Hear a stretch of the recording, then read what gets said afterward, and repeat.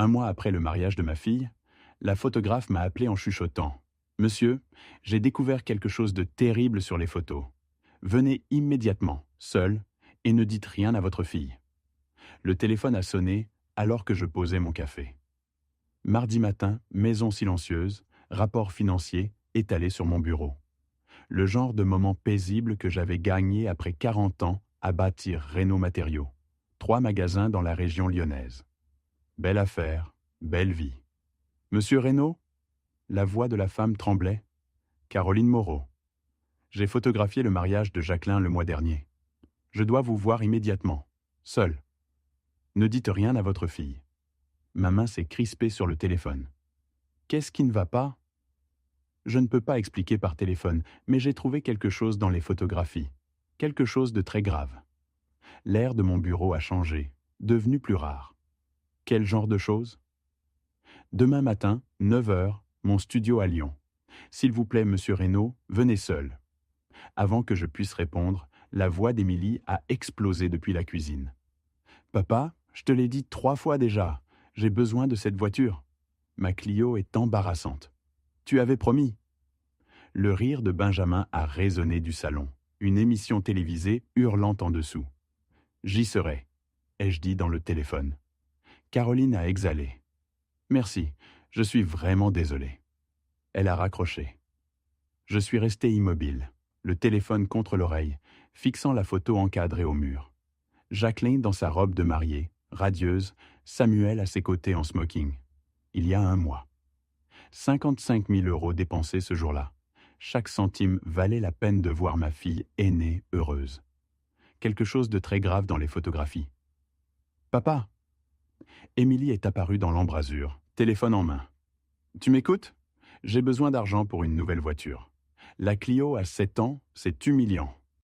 J'ai regardé ma fille cadette, 31 ans, vivant chez moi depuis 4 ans. Temporairement, avait-elle dit après son divorce. Benjamin l'avait suivie 6 mois plus tard. Pas de loyer, pas de date de fin. On en parlera plus tard, ma chérie. Plus tard? Je dois aller chez le concessionnaire cette semaine. Je me suis retourné vers mon écran. Les chiffres floutaient. Plus tard, Émilie. Le lendemain matin, j'ai quitté la maison avant le réveil d'Émilie. Trajet jusqu'au centre de Lyon, 25 minutes. Le studio de Caroline, un entrepôt rénové dans le quartier des terreaux, son nom sur une plaque en laiton. Elle m'a accueilli à la porte, plus jeune que dans mon souvenir. Quarantaine, main nerveuse, yeux pleins d'excuses. Monsieur Reynaud, merci d'être venu. Elle a verrouillé la porte derrière moi. J'ai tout préparé dans la salle de montage. Je l'ai suivie jusqu'à une pièce dominée par un grand écran. Montrez-moi. Ses doigts ont bougé sur le clavier. L'écran s'est rempli d'images du mariage de Jacqueline, la cérémonie au jardin botanique, la réception au château. Tout était magnifique. 2 heures avant la cérémonie, j'étais sur place tôt, testant les expositions. Il y a une terrasse donnant sur la cour. Un clic, l'image est apparue. Samuel, mon gendre, en smoking mal boutonné, embrassant une femme rousse. Pas ma fille. Pas un au revoir amical. Intime, possessif, familier. Vous êtes certaine de l'heure? 2 heures avant. Les métadonnées sont là. Date, heure, coordonnées GPS. Elle a affiché des données techniques, puis d'autres photos. Différents angles, même scène. Sur une photo, la main gauche de la femme pressée contre le torse de Samuel. Alliance visible, or et diamant. Voici tout. Caroline m'a tendu une clé USB. Photo, métadonnées, documentation technique. C'est une preuve médico-légale. J'ai pris la clé, fermé le poing dessus. Le retour à Caluire s'est passé dans un brouillard. Samuel Fischer, banquier d'investissement, poli, éloquent, tout ce que je voulais pour ma fille. Embrassant une autre femme 2 heures avant leur mariage. Pourquoi épouser Jacqueline? Je suis rentré juste après 11 heures. Benjamin vautré dans mon fauteuil, bière en main, jeu télévisé braillant. Hé, le vieux, apporte-moi une autre bière. Depuis l'étage, la voix d'Émilie. Papa, j'ai besoin de te parler d'argent pour le spa ce week-end. Je me suis tenu dans mon propre hall d'entrée, clé USB dans ma poche, et quelque chose en moi qui pliait depuis des années s'est finalement brisé. Le soir même, Jacqueline est passée. Blazer tailleur, Jean griffé, ce sourire hérité de sa mère. Salut, papa. Baiser sur la joue, elle est entrée. J'étais dans le quartier. Qu'à luire vers son appartement à Villeurbanne, ce n'était pas le quartier, mais je n'ai rien dit. Elle s'est installée sur mon canapé, à croiser les jambes. Samuel et moi cherchons une maison. On a trouvé un endroit incroyable à Villeurbanne. 4 chambres, piscine, absolument parfait. J'ai attendu. Le problème, c'est qu'il faut agir vite. Marché compétitif. On a besoin d'aide pour l'apport. 35 000 euros. Tu comprends, non? Après tout ce que tu as dépensé pour le mariage, c'est juste compléter le tableau. 35 000 euros, comme si elle empruntait mon camion. Laisse-moi réfléchir, ma chérie. Son sourire a vacillé. Réfléchir? Papa, c'est important. Je dois examiner certaines choses d'abord. Elle s'est levée brusquement. Bon, mais ne tarde pas trop. Baiser froid sur ma joue. Je t'aime, papa. Appelle-moi vite. J'ai regardé sa Mercedes s'éloigner. 35 000 euros, livrés comme si j'avais déjà accepté. Le sommeil était impossible. Dans mon bureau après minuit, la clé USB de Caroline près de mon ordinateur. J'ai ouvert mon tableur du budget mariage, 55 000 euros dépensés. Mais Jacqueline avait insisté sur une chose, cadeau en espèces. Pas de liste, pas de porcelaine. Papa, on démarre une nouvelle vie. On a besoin de flexibilité. Le liquide, c'est plus pratique. 200 invités, surtout mes associés, mes amis. Chaque enveloppe à la réception. Jacqueline avait engagé quelqu'un pour les collecter, les compter.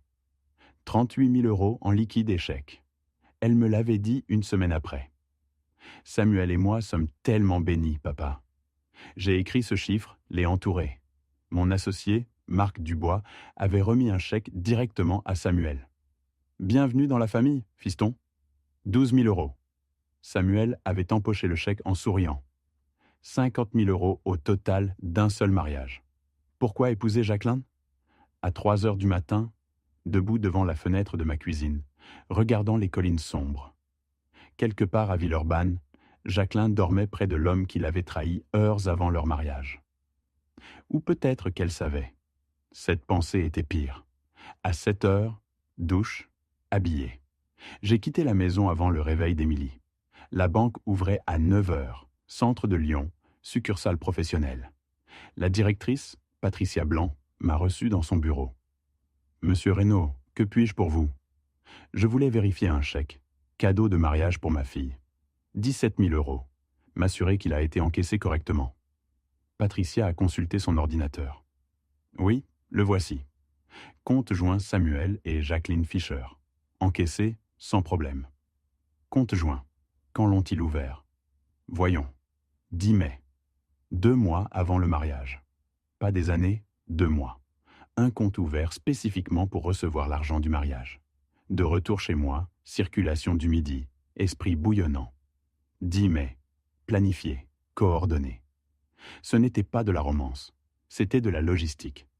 J'ai garé dans le garage, prévu d'aller directement à mon bureau. Puis j'ai entendu la voix d'Émilie depuis l'étage. « Ouais, papa a l'air bizarre ces derniers temps. » Conversation téléphonique, volume trop fort. « Mais t'inquiète pas, Ben et moi, on peut tenir encore 6 mois facile. D'ici là, il craquera et nous achètera cet appart, juste pour se débarrasser de nous. » Je me suis figé dans le couloir. La voix de Jacqueline dans le haut-parleur, riant. « Parfait. Moi j'ai encore 2 mois à jouer l'épouse heureuse.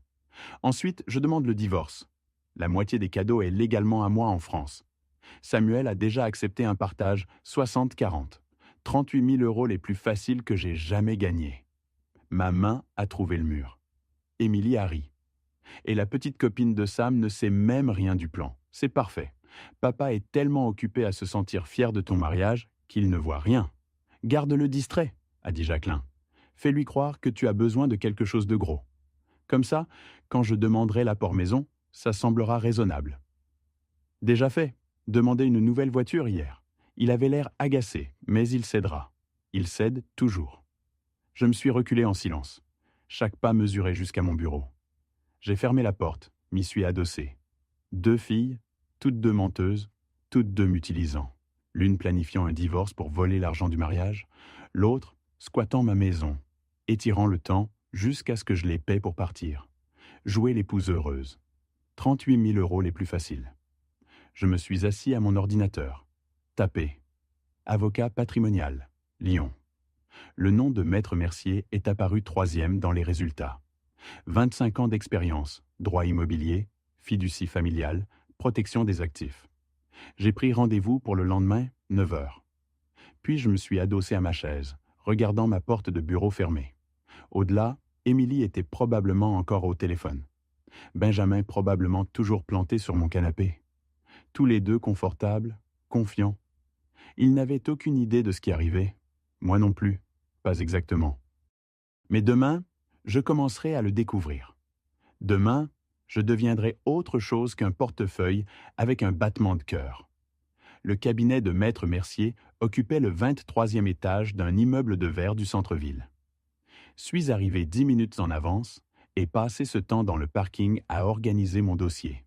Budget mariage, clé USB de Caroline, note manuscrite. L'ascenseur m'a semblé durer une éternité. La réception était professionnelle. Bureau de verre, fauteuil cuir, art abstrait. Robert Mercier s'est levé à mon entrée. Cinquantaine, tempe grise, poignée de main ferme. « Monsieur Reynaud, asseyez-vous.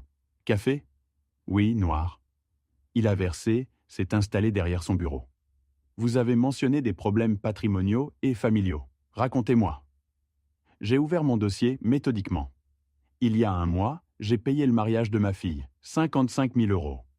Il y a 3 jours, la photographe m'a montré des photos de mon gendre avec une autre femme, 2 heures avant la cérémonie. Hier, j'ai découvert que ma fille avait planifié tout cela. Mercier a levé les yeux de son bloc-notes. Quand vous dites « planifier », vous avez des preuves ? J'ai surpris ma fille cadette au téléphone avec sa sœur. 2 mois encore et je demande le divorce. La moitié des cadeaux est légalement à moi. Samuel a accepté 60-40. Ce sont ses mots exacts. J'ai glissé la clé USB. Les photos de l'affaire sont là.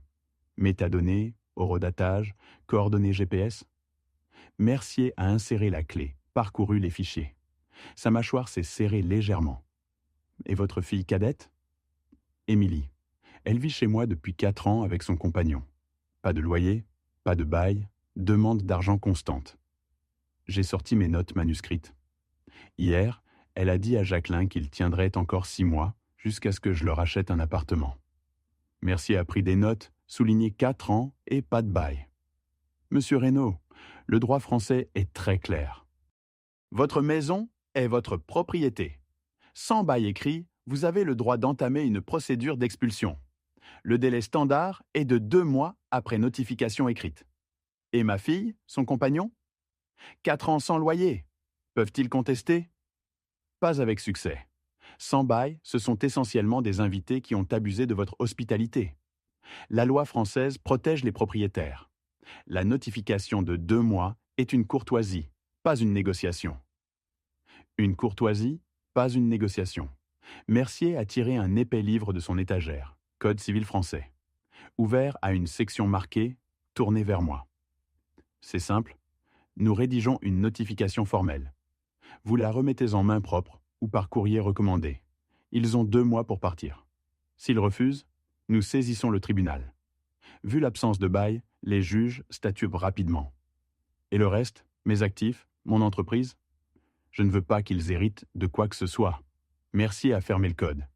C'est là qu'une fiducie irrévocable devient précieuse. On transfère vos actifs, maison, part de l'entreprise, épargne, dans une fiducie gérée par un fiduciaire professionnel. Vous gardez le contrôle de votre vivant, mais après votre décès, la distribution suit vos instructions. Bien plus difficile à contester qu'un simple testament. Difficile à contester ? Quasi impossible si structuré correctement. Un testament peut être contesté. Les gens invoquent l'influence indue, l'incompétence mentale. Une fiducie irrévocable correctement exécutée, établie alors que vous êtes clairement compétent, c'est un tout autre standard juridique. Quand peut-on commencer ? Mercier a souri légèrement. Aujourd'hui. Mes honoraires pour ce travail. Notification d'expulsion, révision testamentaire, création complète de fiducie, 7 200 €. J'avais dépensé 55 000 € pour un faux mariage. Encore 38 000 collectés par ma fille et son complice. Des dizaines de milliers de plus sur 4 ans à supporter Émilie et Benjamin. C'est acceptable. Il a sorti des documents. Contrat d'engagement, structure tarifaire. Les notifications d'expulsion seront prêtes vendredi matin. Vous les remettrez ce week-end. Je recommande en personne. Aucun doute sur réception. Après remise, l'horloge de 2 mois démarre. Et la fiducie ? 2 à 3 semaines pour le transfert complet des actifs. Je travaillerai directement avec vos institutions financières. On aura besoin des relevés actuels, actes de propriété, documents de part d'entreprise. Il a glissé le contrat. Je l'ai lu attentivement. 40 ans d'affaires m'avaient appris ça. J'ai signé d'une main ferme. Mercier a contresigné. Monsieur Reynaud, je dois mentionner, cela détruira probablement votre relation avec vos filles de manière permanente. Une fois ces notifications remises, une fois qu'elles découvriront la structure fiduciaire, il n'y a pas de retour en arrière. Je sais. Et vous êtes prêts ? J'ai pensé au rire d'Émilie au téléphone, à la cruauté désinvolte de Jacqueline. Jouer l'épouse heureuse. 38 000 € les plus faciles. Elles ont détruit la relation elle-même. Je ne fais que reconnaître la réalité. Mercier a hoché la tête.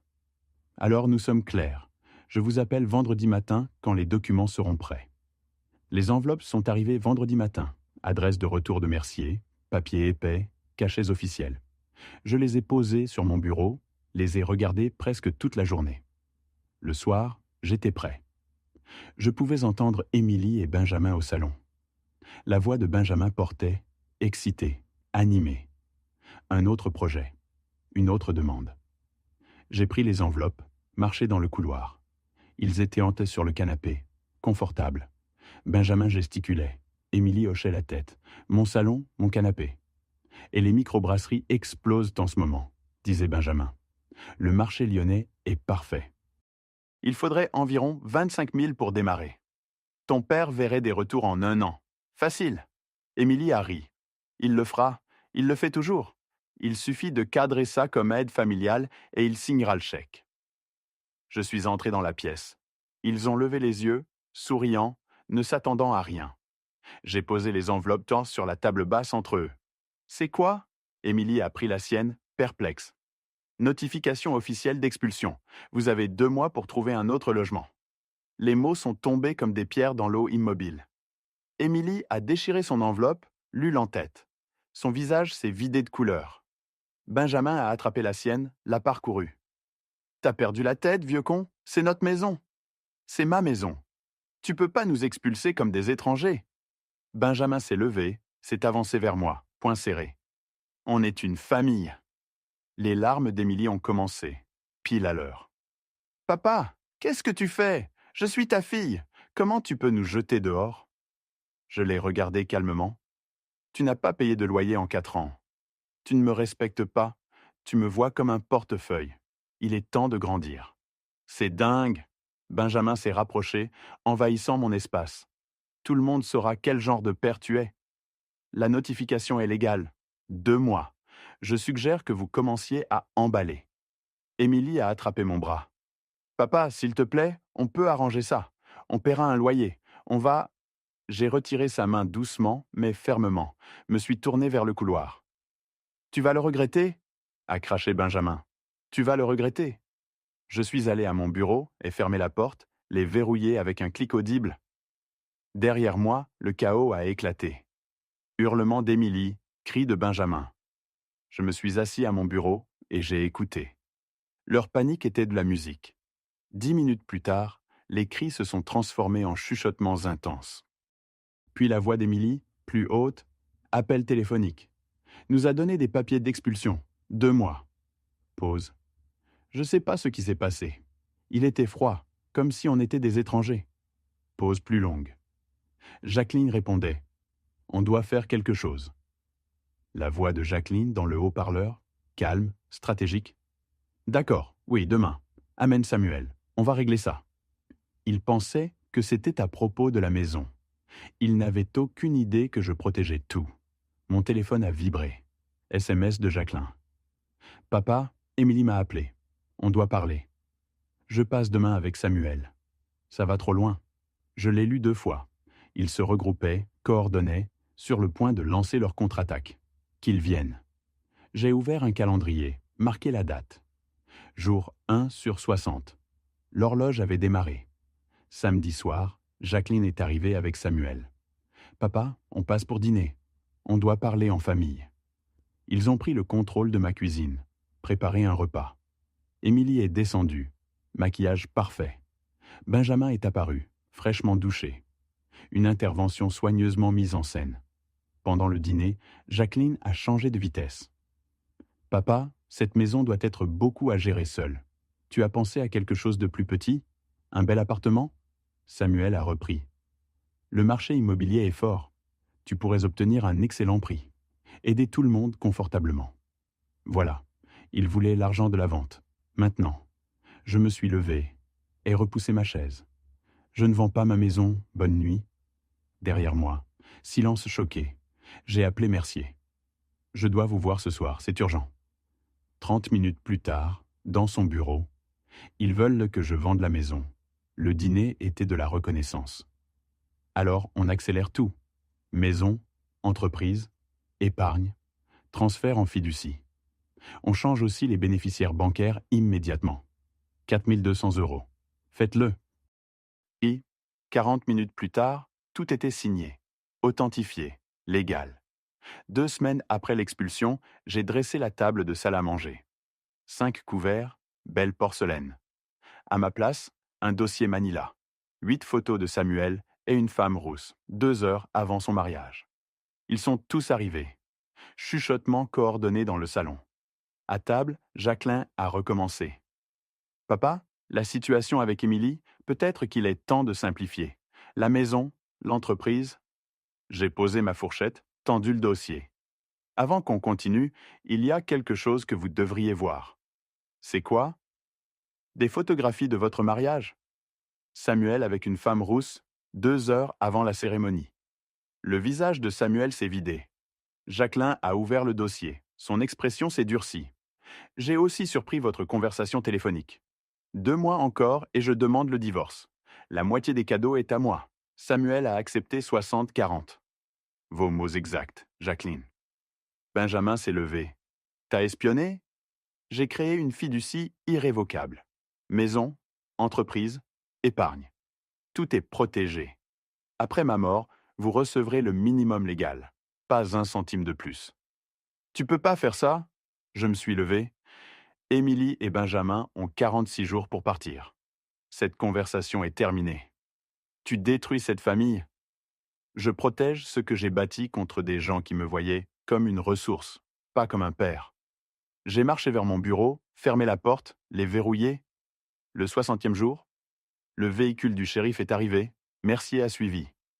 L'adjoint Martinez? Monsieur Reynaud? Allons-y. À ma porte, Benjamin a crié. Dégage, tu peux pas faire ça. Martinez s'est avancé. Adjoint Martinez, j'applique une ordonnance d'expulsion légale. Ouvrez ou ça devient violation criminelle. La porte s'est entr'ouverte. Le visage d'Émilie, yeux rouges, panique mal masquée. Le salon ressemblait à une zone de guerre. Vêtements partout, carton de pizza, canettes. Aucun carton emballé. Vous avez 2 heures pour vos effets personnels.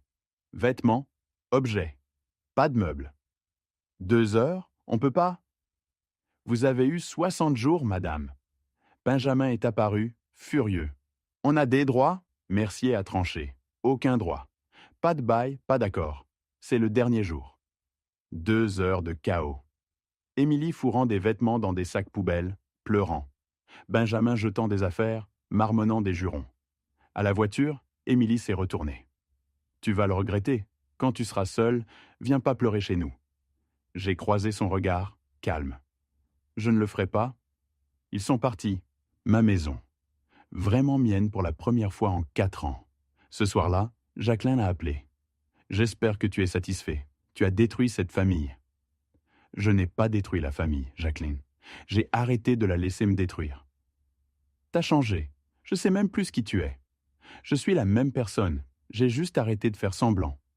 Elle a raccroché. 3 jours plus tard, SMS de Samuel. Damien. Jackie savait pour ma relation. Tout était un arrangement. On divorce de toute façon. 8 000 € pour rester en dehors.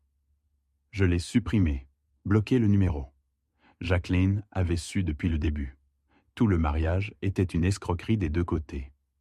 Fin août, assis sur ma terrasse avec le café du matin, regardant le soleil. 3 semaines depuis l'expulsion. Silencieux, complètement silencieux. La cafetière fonctionnait. Benjamin avait cassé l'ancienne. Remplacé le lendemain. Petite chose, mais importante. Mon fauteuil ne portait que moi. Mon réfrigérateur contenait ma nourriture. Chose simple. Révolutionnaire. Émilie avait appelé 2 fois. Messagerie vocale, message supprimé. Elle et Benjamin avaient trouvé un appartement. Ils s'en sortaient, sans mon argent. Jacqueline avait appelé aussi. J'ai besoin de 17 000 pour un apport. Un mot. Non. Puis raccroché. Le facteur est arrivé. Enveloppe de Mercier. Tous les documents finalisés. Protection blindée. Complet. Forteresse légale. Vie récupérée. Mon téléphone près du manuel de guitare. Mercredi, ma 3e leçon. 40 ans à vouloir jouer. Il y avait le temps maintenant. Vendredi, bénévolat au centre senior. Mon expertise utile, aider des gens qui l'appréciaient, ne l'exigeait pas. Le téléphone a sonné. Numéro inconnu. Damien à l'appareil. Monsieur Reynaud? Caroline Moreau. J'espère que ça ne vous dérange pas. Je me demandais comment ça allait. Caroline, la femme qui m'avait montré la vérité. Je suis content que vous appeliez. Ce jour dans mon studio, j'espère avoir fait ce qu'il fallait. Absolument. Ces photos ont tout changé. Et maintenant? Les choses vont bien, Caroline, vraiment bien. Vous méritez la paix. Je me suis surpris. Voudriez-vous prendre un café? J'aimerais vous remercier. Et ce serait agréable de parler. Elle souriait. J'aimerais beaucoup. La semaine prochaine? Parfait. Après avoir raccroché, je suis resté sur la terrasse. Café avec Caroline. Leçon de guitare mercredi. Bénévolat vendredi. Une vie, ma vie, construite autour de ce que je voulais. Mes filles pensaient que j'avais détruit la famille. Elles avaient tort.